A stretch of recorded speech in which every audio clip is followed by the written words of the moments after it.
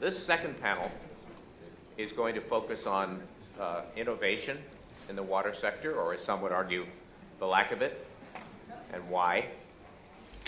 We have an exceptional group of panelists for purposes of discussing this, and I just want to introduce them. To my immediate left, Tamin, who's the founder of Banyan Water, who's the chairman of Imagine H2O, and who has a very rich history, as you can see in your materials, as an investor. To his left, Markus, who is the general manager of the Orange County Water District, and has enormous experience in construction management and water planning and elements of this whole debate from that perspective. And to his left, Peter Yolles, who leads Water Smart's public affairs activities, and previously was responsible for protecting water resources at the Nature Conservancy. And then Buzz Thompson, who together with Nusha Ajami and David Victor wrote a terrific paper for this event. I hope you've all had a chance to look at it. Buzz wears so many hats I can't count them, but he's a professor at Stanford Law School. He's also director of the Woods Institute. And we're going to begin with Buzz summarizing his paper, and we'll go from there. Thank you, Buzz. Okay, thank you, Roger. As you just heard, I'm actually a lawyer by background, so I'm going to do something which is really unusual for a lawyer to do, which is I'm going to spend the next 7 minutes talking entirely about technology. Thankfully, on this particular paper, I had two co-authors, Nusha Ajami, who is sitting in the second row over here, and David Victor from the University of California at San Diego, who know far more about the technologies than I do. As Secretary Rubin started out by mentioning, water is, I think, going to be the critical issue of the 21st century, certainly the critical resource issue. And one of the most important things we're going to have to learn how to do is to get along with less. Because you're going to hear in the next panel, there are vast areas of the world, including California, which are going to have less water available to them in a period of climate change than they have today. And technology is going to be one of the crucial elements in solving that oncoming, increasing water shortage. One of the things that the last panel talked about in terms of dealing with water shortages is reducing our consumption. And in fact, there's really only three ways in which we can learn to do with less. One is that we can lower the population. That was something that Rob Glennon mentioned we really don't talk very much about. The second thing we can do is we can reduce the amount of water we utilize. We can conserve water. But then the third thing we can do is that we can turn to technology. And technology is going to be critical in solving the water challenges that we have in this particular century. Water technology is going to be essential for the type of water trading activity that Rob Glennon talked about in his paper. The Westlands Water District, which is in the Central Valley of California, has turned to technology and electronics trading system in order to make sure that their internal water market works as effectively as possible. Technology is going to be important in the type of groundwater management, which is going to be critical under California's new legislation. There are engineers here at Stanford who are working on new technologies that effectively can do CAT scans of the earth, and in the process have a much better sense of what that groundwater resource is that we need to manage. As you heard in the last panel, technology is important to measure water. Technology is also critical for conserving water. Governor Brown mentioned that's the #1 goal of the state water plan. And without new technologies, we're not going to be able to conserve as much as we could. And let me give you two further examples of how technology is important, both of them in terms of new sources of water, technologies that can both help us reduce our demand for fresh water at the same time that we reduce our demand for energy. One of those technologies is in the area of recycling. Historically, the way in which we dealt with water was that we imported water great distances to where we needed it. We utilized that water, and then we dumped it back into the environment again, frequently in California in the ocean where it was not usable. And in having to treat and then dispose of that wastewater, we have used immense amount of energy. As a general matter, about 30 to 60% of the energy demand of most municipalities is for their wastewater treatment systems. About 3% of all the energy used throughout the United States is for the treatment and then disposal of wastewater. We need to change that. Through recycling, we're already beginning to take that wastewater and recycle it in order to get the clean water back that we can utilize again. But what we have to be doing is recycling that wastewater not simply for the water, but also for the energy that is contained in it.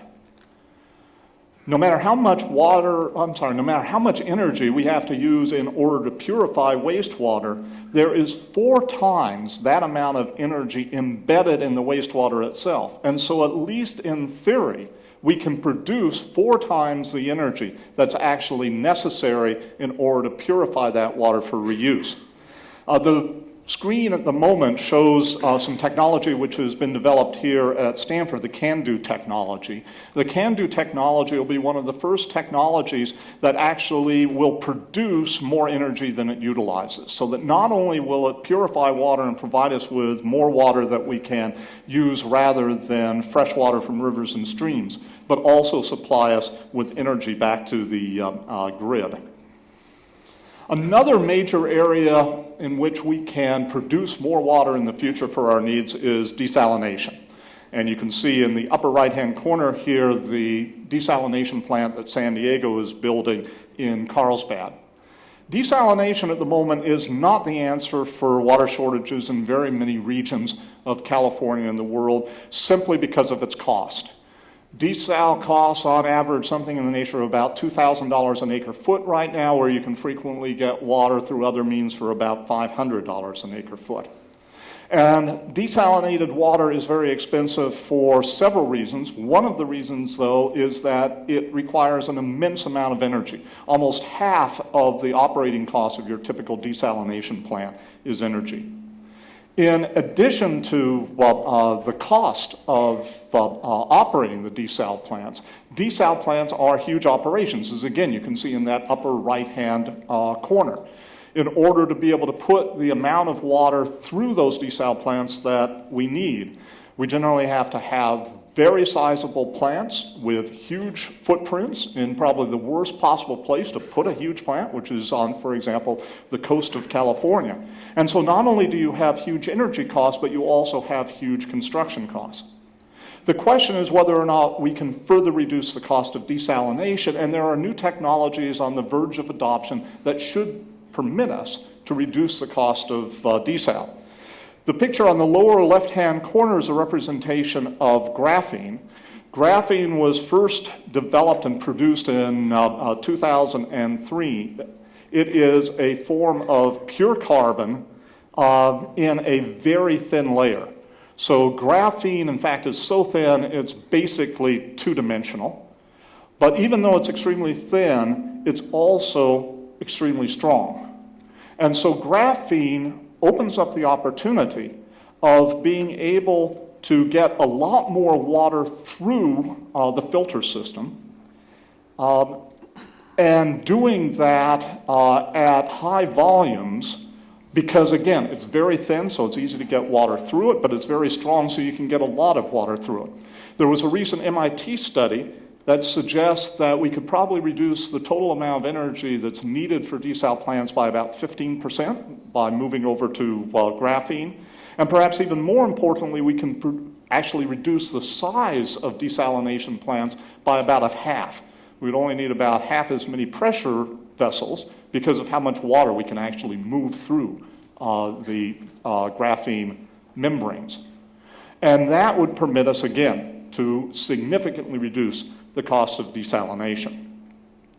The problem, however, is that we are investing an inadequate amount of money right now in these types of water innovations. And as a result of that, we're getting much less in the way of new, innovative water technology than we really need. This is a slide that shows the number of new patents issued in every year from 1999 until 2011. First of all, in the water sector, which you see in the bottom green, and second of all, in the clean energy sector, which you'll see in the upper blue. Early in 1999, you had about twice as many patents which were issued in the energy sector than in the water sector. But as you can see, that gap has grown dramatically, so that earlier in this particular decade, there was a 7-fold difference. Even today, there's a 4-fold difference in the amount of new technologies being produced in water versus being produced in energy. And no matter how you measure innovation in the water field versus innovation in the energy field, whether you measure it in terms of the output, the number of new patents being issued, or whether you measure it in terms of the amount of money that we are investing in the water technology, in terms of either the total investment, the number of new deals in the water sector, venture capital investment, corporate investment, public funding, water technology is getting only a fraction of the money that new energy technology is receiving. So the question that this particular paper addresses is, what could we do about that? And if you read the paper, you'll see that we have an analysis which shows there's a variety of reasons why new technologies in the water field are coming at a much slower pace than they are in the energy area. But I want to talk about the 4 major areas that we focus on in the paper. The first one is pricing. Water prices are far lower than they are for virtually any other comparable resource. And as a result, the demand for new water technologies is much less than it actually should be. This particular slide here shows the effect of energy prices on new patents in the energy field. And what you'll see is that there's a very high correlation between how much we are charging for energy and how many new patents are being developed in the energy area. It's also not surprising that the 2 states with the highest energy prices, which are Hawaii and California, have been 2 of the leaders in producing new energy technology. But if you look at water, and this particular slide shows the United States as a whole, the vertical axis on this particular slide shows the price that we charge for water. The horizontal axis shows the amount of water which we are distributing. The United States is providing water at one of the cheapest rates of any of the major developed countries around the world. And so one of our recommendations is that we should actually begin charging for water the true price of water. And if we do that, that will increase the demand for the types of new water technologies that we need. And there's a variety of reasons why, right now, why water is underpriced. The first thing is we actually give away water in the United States. We all pay for water, but what we actually pay for is the cost of transporting the water to us and then purifying and delivering the water for us. Neither California nor any of the other states actually charge us for the water itself, despite the fact that there is an opportunity cost to the environment, to aesthetics, to recreation of taking that water out of our rivers and streams. There was a study in Australia 2 years ago that tried to look at what the value of the water in the river was compared to just supplying it to people. And what they found was that the value of keeping the water in the streams was about 3 times the actual price that we were charging for the water. So the first thing we should actually do is start charging for the water itself. Second of all, there are some areas of California, many areas of the United States as a whole, that still don't meter water. So we're actually not charged by the amount of water that we use. Third, there are a lot of utilities in the United States that are not setting aside the money that's necessary for actually reinvesting in the infrastructure that they have and that is deteriorating over time. Fourth, water prices in much of the United States are subsidized. So there are some states, for example, that still subsidize their water prices with real estate taxes.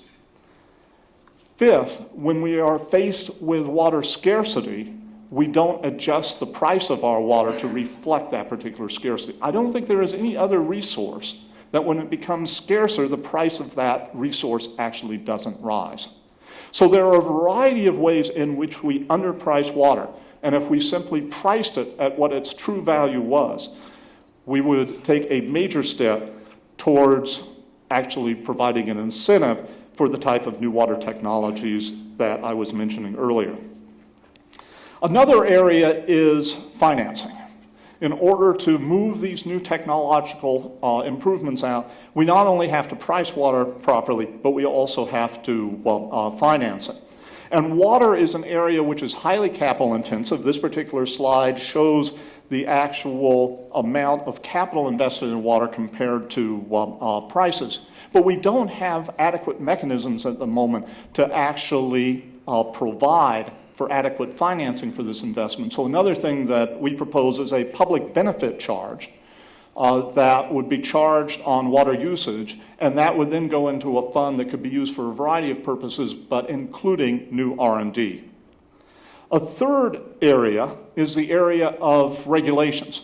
Regulations can both serve as a driver of new technology. So for example, the Clean Water Act actually drove the development of new water quality technology. The type of renewable portfolio standard that we have in the energy area in California here has driven new energy technology.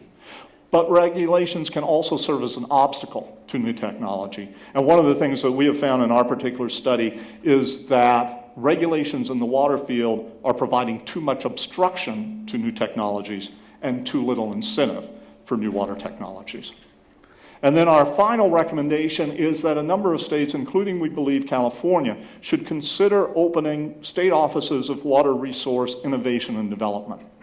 These offices that could be based in an existing water agency like the California Department of Water Resources could have the responsibility for ensuring adequate prices of water, adequate finances, proper regulation. But then in addition to that, it could also serve as a common test bed for new technologies, and it could then take the information about new technologies and ensure that those actually get out to the water utilities.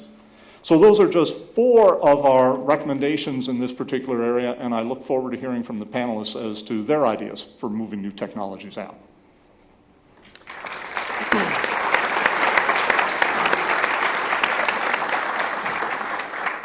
Thank you, Buzz. That was great. So, Tamin, I'm going to start with you. The core focus of the first panel and the core focus of Buzz's presentation just now was the importance of introducing market-based mechanisms, especially pricing, into the water sector. And 2 of the 3 recommendations which Buzz's paper makes involve raising prices. So I want to drill down a little bit on that in 2 ways. One, do we need to raise prices primarily to finance upgrades in our aging water infrastructure, or do we need primarily to raise prices to, in effect, offer returns or attractive enough returns to investment returns to induce innovation? Exactly what is the core reason we need to raise prices?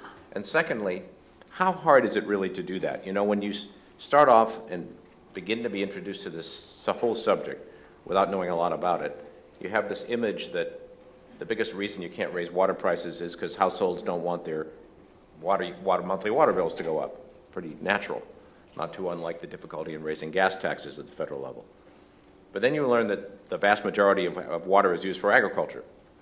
And I don't know whether that means that's why it's especially hard to raise prices, or whether actually it would be easier to do that, or is easier to do that, than if households were the primary consumer. So talk about that a bit. Sure, that's simple. So let's start with where we are with water prices. How many people know what they paid last month for water and sewer? How many people think whatever you pay now, it's going up? Okay. Well, one of the issues is that there is no average price for water or sewer that is relevant to an innovative company trying to sell to a customer. The only price that matters is what that customer pays, because you have to deliver a value proposition against the price of water. I agree, water rates are rising. They're rising faster. Water and sewer rates are rising faster than any other utility expense. But part of the reason why not very many hands went up for the first question is because they're still low as a percentage of median household incomes. So there is room to raise rates. Rates are rising, but they're still low. So why do we need to raise them?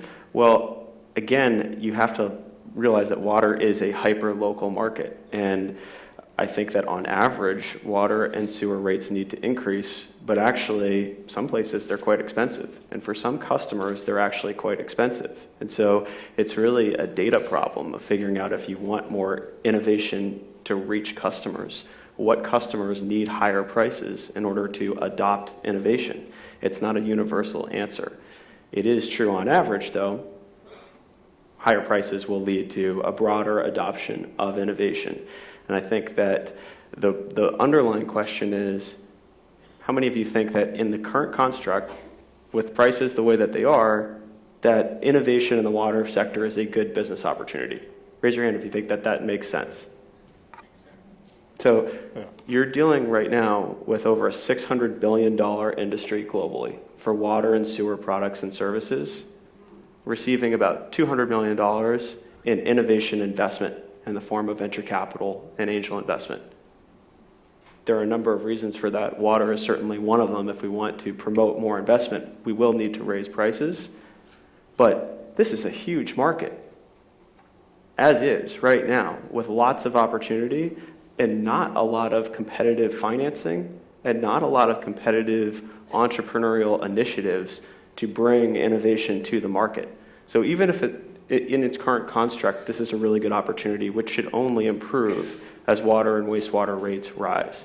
The primary reason to do that is to create better behavior around water management and to promote more innovation so that we have a more sustainable water future. The difficulty of that, I thought that Buzz raised a number of issues behind the difficulty of raising water and sewer rates, but I'd just say from my own personal experience, I've had a chance to meet with quite a few state and local representatives about water and sewer rates. And behind the scenes, they all universally would like to increase those rates or to better structure them to increase the marginal cost of a gallon of water. They just would like someone else to blame. And one real opportunity is giving someone else to blame as a scapegoat so that at a local level where prices are really set, politicians have an easier time doing that. Maybe you could go back and tell them to blame the Hamilton Project. Michael, let me follow up an aspect of that. Much is made in the materials for today's forum on the underinvestment in water and the aging of the water infrastructure, the degree to which, from memory, 7 billion gallons a day, I think, in this country are lost, essentially for reasons of leaks. But at the same time, there are some cities and metropolitan areas right now that are engaged in very expensive multi-year water and sewer system upgrades. So I know Chicago, about a year ago, passed or the city council at the mayor's initiation, passed a 28% 5-year increase in water rates, or water and sewer rates, and that's being used to finance a $4.5 billion multi-year upgrade. And I believe San Francisco is doing something similar, and there are other places I've also heard about. So my question is, how much of that is going on around the country the old-fashioned way, in terms of raising prices, with the public being, very aware of what the purpose is, and are we doing a lot of that actually, despite the impression that I must say some of these materials give, or aren't we? Well, I think it's kind of hit and miss, and it does depend on the regions. And I also believe one thing that we do as a water community, a very poor job, is educating people as to where their water comes from. We turn on the tap and the water always comes out, and we just expect it to come out. And I think as water agencies also, we maybe don't try to make the case for investment.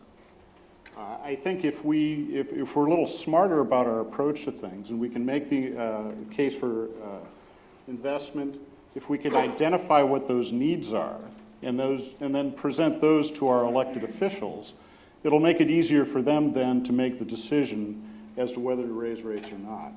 I know in Orange County, there's several cities that for the past 5 years, the city councils just have said, no, we're not going to raise the rates. And for no real good reason. And part of that also, I think, from the water agency's perspective, if you can make the case, you should talk and bring it to the people, not be afraid to address your constituents that you serve, and have meetings with them and try to explain to them where the water comes from, what the infrastructure is, what it takes to provide that service for them, and then build the case. And once you're able to do that, then I think most of the time you'll be able to proceed along with being able to raise the rates that you need to build the project. I can speak from experience on this. Our agency built a $500 million recycled water plant. And at the time, and this was in the early 2000s when we were planning the job, the cost of that water was going to be more than the cost of imported water from the Metropolitan Water District of Southern California. We had to make the case that we needed that water supply reliability in building that project. And our board went forward with the project. We built it. It's the world's largest indirect potable reuse project, produces 72,000 acre-feet of water per year. And that's a significant chunk of water. And in fact, we didn't even have to make the case the last time. The board decided right after we went online in January 2008 to expand the facility from 70 million gallons to 100 million gallons. So in February of this year, we'll be producing over 100,000 acre-feet of water. A recycled water that gives us the local water supply reliability. Let me just follow that up for one more second. Yeah. You know, one might say that historically in this country, or at least modern times, the electric utility sector has been, generally speaking, albeit sometimes in fits and starts and more slowly than they'd like, able to raise rates and or pass on the costs as necessary. And for example, 30 years ago in this country, or a little before that, when nuclear power was coming on stream and the costs of nuclear power plants were so huge as they are, the utilities that were building them were able to pass those costs on in terms of rate increases or rate adjustments.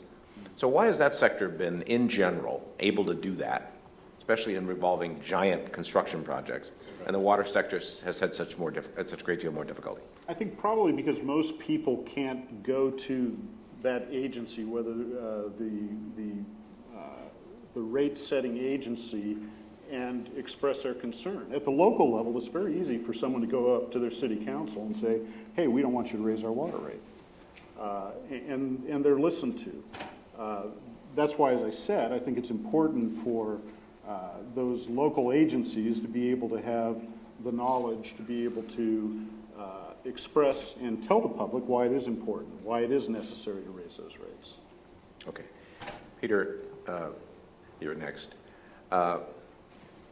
Buzz showed us that slide on the patent contrast between clean energy and water, and much of the very good paper he has, or he presented, talks about the poor innovation rate in water, and uses clean energy as the alternative. One of my reactions to that when I read it first was, well, sure, because of the ownership structure, meaning that the energy sector is largely, in fact, almost entirely privately owned. Utility sector, investor-owned, highly regulated, but lots of sectors in energy differently regulated and less regulated. And we've all seen in the past few years in the United States an enormous amount of new investment come into all kinds of energy and the unleashing of tremendous increases in output. It's really an extraordinary story. So my question is, how much does simply the ownership structure of water, with I believe 80% of the water in this country being owned by local authorities, not investors, how much does that impede innovation all by itself, right there? And are there ways to, in some form or other, liberalize the ownership of the water sector, and I hope anybody else who wants to comment on this will, in order to make some progress against that particular obstacle? Because to me, it's probably the number one obstacle. Sure. On the innovation topic, let me speak a little bit from the role of a founder of a successful startup company and the experience that I've had, and also interacting with many municipalities.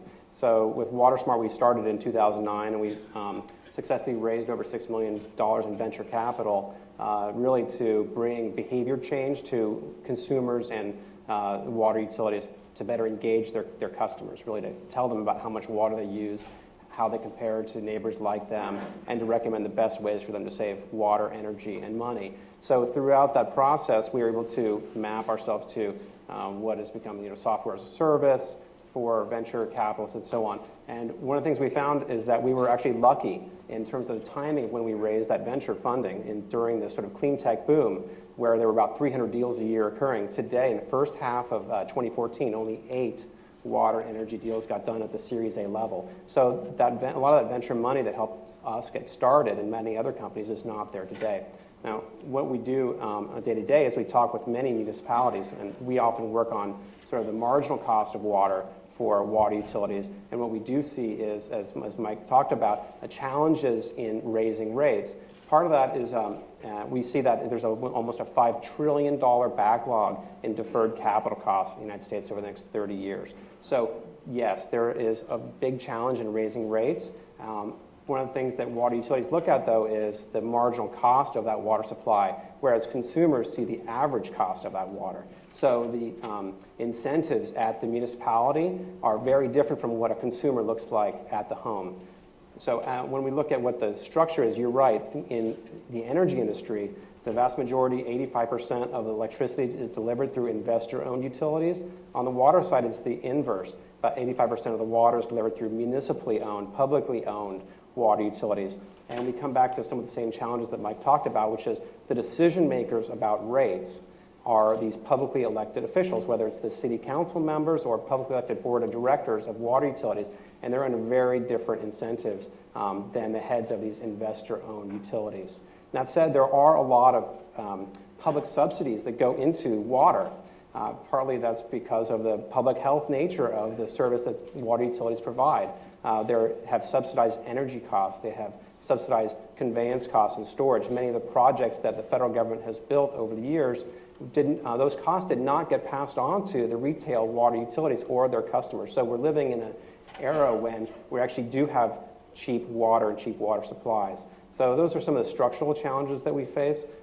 Whether or not we want to privatize water utilities, I would say probably not. I think the water utility industry has overall done a very good job of delivering a clean, reliable supply of water over the years, and I'm not sure we want to mess with that. But I think there are a lot of the recommendations that this paper is making, I think, are applicable, and we can try to move water industry management more towards the way that energy is managed, and I think that the paper does a fairly good job of identifying where we can do that.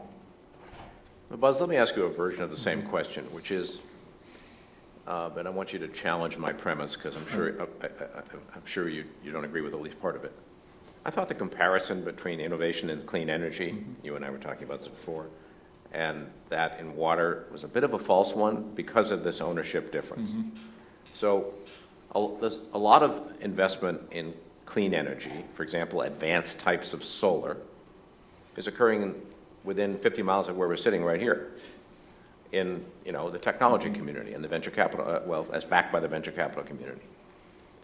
And one of the reasons for that is because if you're an investor, you have a very long runway and you have all the freedoms and the upside, as well as obviously the downside, associated with private investment. But you don't have that, generally speaking, in the water sector because of its ownership structure. So I thought that the differences, as you put them up on the slide, between the two were completely natural as a result of the ownership. Now, what's wrong with my thinking on this? Yeah. So it's actually interesting to think about how the public sector on the one hand and private investor-owned companies on the other might differ in the way in which they deal with new investments, how they price water. I actually thought Mike's point a moment ago was really quite good. For a lot of local municipalities, when they want to raise their water rates, they have to respond directly to the voter. Whereas if you have an investor-owned utility, it's responding to a public utility commission, and I actually think the public utility commissions have been much more receptive to the idea that we have to invest in new technologies, and therefore we are going to let you raise your rates in order to do that. Having said that, I ultimately have to live in a real world, and there was a lot of movement towards privatizing water utilities in the late 1990s. And it picked up a little bit of steam, and then it basically shut down. And I think there are a variety of reasons for that, but one of them is that people care about their water. They care about their water more than they care about any other utility that they're receiving. And they are suspicious of private companies and whether or not private companies are really going to engage in the type of public interested management that they want. So although I think you could make some good arguments in that direction, I don't think we are going to see movement towards more privately owned water utilities. And so then the question becomes, what can we do in order to help move the public entities towards higher prices? And I think there's several lessons there that we know. Number one is, if you educate the public, if you help the public understand why it is that you need to raise their water rates, then they frequently go along with it. And that's why you actually have seen a number of utilities that have successfully raised their water rates in the United States over the past 5 years. And then I think the other thing that we have learned is that it is better to be constantly raising your rates a little bit over time and making sure that you have enough money to invest in new innovations and replace existing infrastructure than what unfortunately a lot of local cities do, which is that they refuse to raise rates for like 10 or 15 years, and then suddenly they have to have a huge increase in their water rate, which of course gets everyone's attention. All right, let me follow that up, and you might comment on this, but anyone else on the panel who'd like to jump in, please do. So let's assume that you referred to the costs and the energy intensity of desalination. But let's assume that there are, because even I, not a technologist, have seen evidence of this, coming breakthroughs, technologically speaking, in desalination and perhaps also in purification, which make it much more competitive.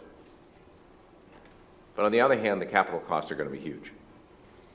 So how do you see that being financed? And how much of that is what I might call the corporate community going to do? You mentioned the food and beverage sector and other aspects of the corporate community. How much are they investing? Are they a meaningful factor in this whole equation or not? And if we have those types of breakthroughs, are they going to be a major source of investment? Because we're all talking about innovation-related investment here today, or not? Yeah. So I think that's an excellent question. And historically, we have financed new infrastructure in the water field through public bonds, where you've issued the bonds and then you have paid back the cost through revenue over time. Those are increasingly limited. A lot of local water companies are finding it more and more difficult to turn to traditional public bonds. This is an area where I think the private sector can have a major role. And that's where you actually have private-public partnerships, where the private companies actually help to construct the new desalination plants. They use some of their financing ability, and frequently they then run that entity for the public water supplier for a period of time. Yeah, part of the problem there is it's kind of interesting, because when the private agency comes in, their cost of financing is a lot more, or can be a lot more. They're looking for a 10 to 12% return on equity for that financing. And in the public sector, we actually have, and our agency is AAA, but we haven't gone out into the market in the last 5 or so years. The state has a very good program, the State Revolving Fund, the SRF program. And it offers very low interest loans for agencies to build projects. Right now, I think there's $800 million set aside, and some of that's been subscribed to already, but it's 1% over 30 years. So it makes it easier for the public agency to finance the project and to build the project. But still, that cost of financing, we've taken advantage of at our agency in order to keep the cost of our projects down. I think the one thing the public agencies do have to do is they do have to, if they can have boards or city councils that set policies that maintain funds, reserve funds to build aging infrastructure, to replace aging infrastructure. There again, our board, I think very wisely, has set aside an R&R, refurbishment and replacement fund. And we currently have $70 million in that fund. But we're using that every year to replace our infrastructure, and as a result, we won't be caught at some point in time having to raise a lot of money to rebuild those projects. So I think if the public agencies can take a little smarter approach as to what they're doing and have there again the elected officials' support to be able to support those types of programs, that may be one of the answers in the future also. Mm-hmm. Let me just ask anyone on the panel who'd like to answer this. Historically, has there been any federal role in regard to these really large projects? I mean, I mentioned the nuclear power example a minute ago. Well, today there are, I think from memory, 8 to 10 new proposed nuclear power plants in various stages of approval. Approvals take many years. And these are the ones that received approval under the Department of Energy loan guarantee program because they cost not far from $20 billion a piece these days. And so the Department of Energy is actually financing a lot of these. So if we have breakthroughs in desalination or whatever it is there historically been or would there be a federal role? Or otherwise, who's going to pay for these? How are we going to build them? I might step in there and just sort of say, well, if you just look at where is the capital coming from to do what we need from an innovation perspective in water, you can stage it. Right? You have early stage financing for high growth opportunities that are truly innovative. You have later stage financing for companies that are already developed. And you have project finance for things like you're talking about, which are projects to generate water supply or do something with wastewater to reincorporate it into the water system. For the most part, as you get later in those stages, the financial markets are pretty competitive. If you can show someone on Wall Street an attractive deal with long-term projected cash flows around a water system, there are lots of people who would like to finance that. So it's not that we're there and there's no problem there. I think that the real problem is in the earlier stages, where we have this long history of innovation in water going back to Roman aqueducts, and now we're looking at all these problems becoming increasingly acute. How do you finance anything that doesn't have very predictable, stable cash flows like a project? And there, I think, going back to your earlier question of the comparison between energy and water that Buzz drew, I think it actually is a fair thing to talk about, because a lot of the money that would finance early stage water innovation was coming from holders of money who were financing energy deals. And when some of those went south, they pulled the purse strings on water innovation. So without directly answering the question of long-term federal involvement in big projects, you can get a good project financed if it's worthy. I think it's harder to get innovation financed. Yeah, right now I don't know whether you can rely on the federal government for anything. To be honest with you, I think we have a lot better chance at the state level to do those types of things. As the governor said, Prop 1 on the ballot would provide a considerable chunk of money to be able to build the water infrastructure that the state needs. And I don't know that we need to be totally reliant on Sacramento either. I think there's an obligation for the local agencies to build the infrastructure that they need also, and to finance it. Okay. One other thing about the federal level, we have a Department of Energy, but we don't have a Department of Water. And we might think about that, and we have water actually fragmented across multiple agencies. The Bureau of Reclamation was represented here earlier. We have the Army Corps of Engineers and the Department of Defense. We have EPA. It's spread across many agencies. There's no single entity or person thinking holistically about water, and that's why we have to look to the states and local agencies for innovation, because that's where it's happening. but they're strapped with having to deal with refurbishing and renovating our water systems, and there's not much left over either in people or money to think about innovation or investing in the measurement and verification of these new technologies. They're out there, but there are not very many opportunities to go out and test them, evaluate them, and really take the risk off the table for water utility managers. They're having to provide this reliable, low-cost supply of water, which they're doing very well to do, but there's not a lot of willingness or risk-taking in the culture of agencies to do that. But we can help change that by providing other mechanisms to provide capital for early-stage investments and the measurement and verification of these new technologies to de-risk investments in these new technologies. All right, let's turn to the audience and take some questions for the panel from the audience. I know there are microphones that, so ma'am, in the middle here.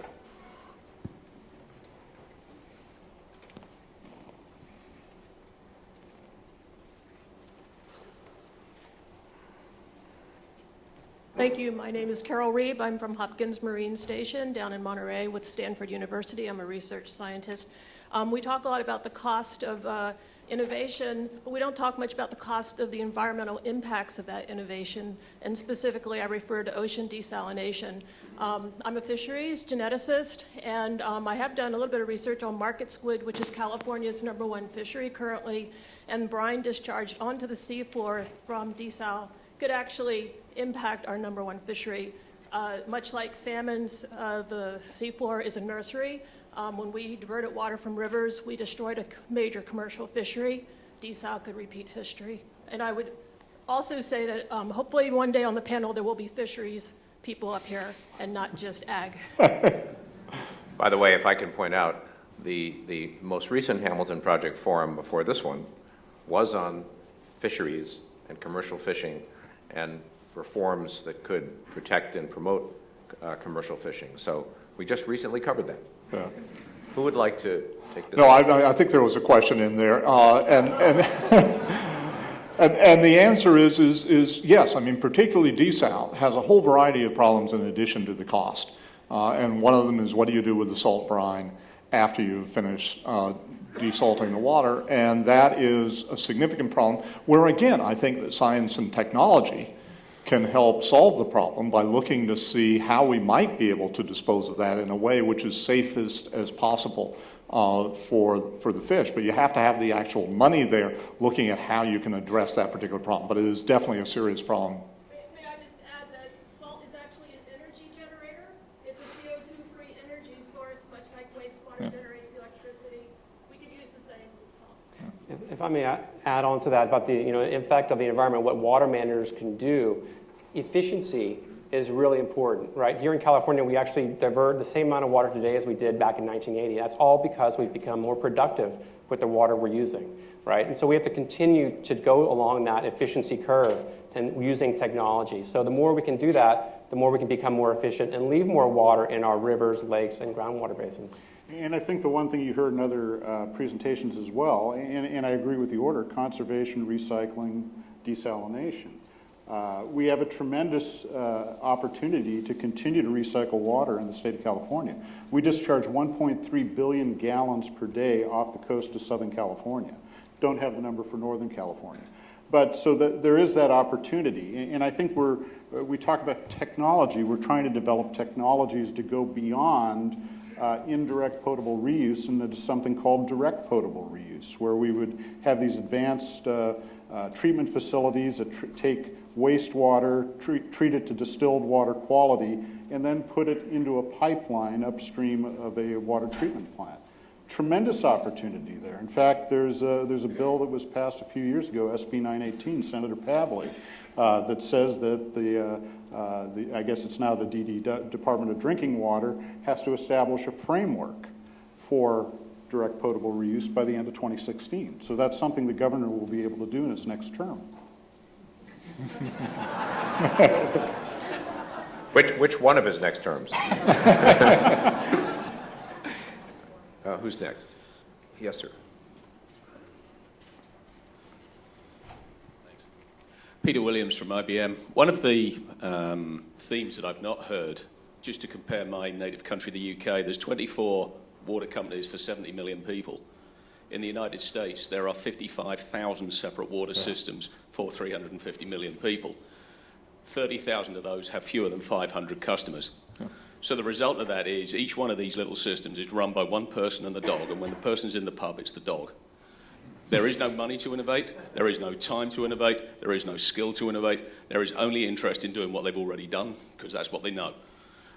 One of the things you can talk about financing structures all you like. Orange County is a big water district. It's actually relatively unusual. You have to think about that proverbial long tail. If you're going to get innovation across the water sector, it seems to me you have to think about that long tail and how to consolidate that. Mike, did you want to talk about that? Oh, I totally agree with you. I think there are far too many special districts, and there is a need to consolidate. We'd have tremendous economies of scale in doing so. I think you'll hear the argument that they like to have local control, where you're not giving up that much local control if you consolidate a few of them into a little larger geographic area. The one thing also is I don't see any reason why you shouldn't have wastewater and water agencies consolidated. To have a water agency overseeing perhaps a county. Because there again, we need to start looking holistically at water, whether it's wastewater or whether it's groundwater or whether we're purifying wastewater to make water pure enough to put back into the ground. So yeah, I definitely think we need to change our thinking about that. If I could just add really quickly on that, I mean, I do think that fragmentation, both geographically and also by function, is a serious obstacle to new innovation in the water area. There are various ways of dealing with it. I think one is to imagine having more agencies like the Orange County Water District or like the Metropolitan Water District of Southern California that bring together multiple agencies and permit them to think more broadly. And then the other reason why we suggested having an Office of Water Innovation at the state level was the notion that it could act as a consolidator and actually have each of the individual water suppliers serve as investors in that particular office or stakeholders in that office.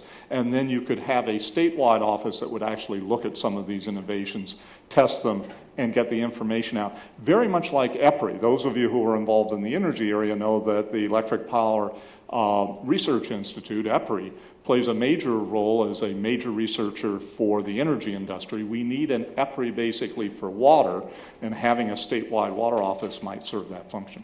Yeah, I totally agree with Buzz and your comment there that the smaller agencies don't have the time or the money to devote to innovation. So having a state department like that would be terrific. There are also some other examples that exist today that could be used more fully. So one of the great examples and success stories really is Imagine H2O, which is Tamin's organization that he founded. So 1 out of 6 venture dollars actually goes through, or 2 companies that have come out of that program, which WaterSmart is one. So that's great. There are also some other agencies and organizations that do a lot of innovation, take the burden off the small agencies like the American Water Works Association and the Water Research Foundation. There are also innovation clusters around water that EPA is supporting in Fresno, for example, in Austin, in Milwaukee. So those are some examples. One other one I want to mention, I just returned from Australia yesterday, and Southeast Water in Victoria actually has created its own innovation subsidiary called IOTA. So they're out looking for new technologies and testing them separate from and outside the operations of that utility, which I think is a really innovative model. It takes away sort of the low-risk mentality that's within the operations of the utility and puts it aside into a higher-risk, new technology, new innovation segment of the utility. I think that's an interesting example to look at. I think one other thing is we need to try to encourage the private sector and the public sector to work together on new technologies. In other words, if the private sector comes up with a certain technology, they can use the public sector to help maybe implement it and test it for them to make sure that the results are what they think they should be. There again, an example, we're working with a company called Trevi on forward osmosis, which could be used to concentrate brine for recycled water, other applications. And we have a partnership. We applied for a grant. We got the grant together, and we'll be testing that system out. So there is an opportunity, I think, certainly for the public and the private sector to work together in that respect on technology. Let's have another question. Yes, ma'am, way in the back. Thank you. I'm actually from EPRI, and we work on the water energy nexus a lot. And one of the things I wanted to comment about the consolidation is sometimes there's talk about, from the other point of view, when you're looking at pumping, the energy perspective. So sometimes the perspective is to do the processing right at the local unit so that you don't have to pump the water back and forth. So that's one point to just look at, point of view. And we have worked with some of the water research related organizations, like Water Research Foundation, which is sort of EPRI, but for the water sector. So that's another organization I wanted to point out. Thank you. I'm glad you did that because I'm the president of Water Reuse California, and I would have been remiss not to have mentioned them. Question? Yes, sir, here.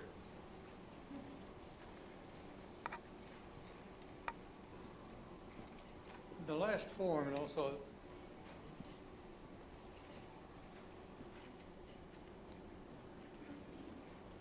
in the last forum, a question came up about water transportation through pipelines. And I think one of the questions was, or one of the statements was that the age of major government-sponsored infrastructure is over. No more big dams, no more major innovations or infrastructure improvements of that nature. It seems to me like water transport that could possibly come from maybe Washington and Oregon or possibly other sources is just as important as rural electrification, as railroads, or as other major infrastructures that the government has sponsored and funded. So is the government now incapable of doing any infrastructure development that's critical to the development of the country?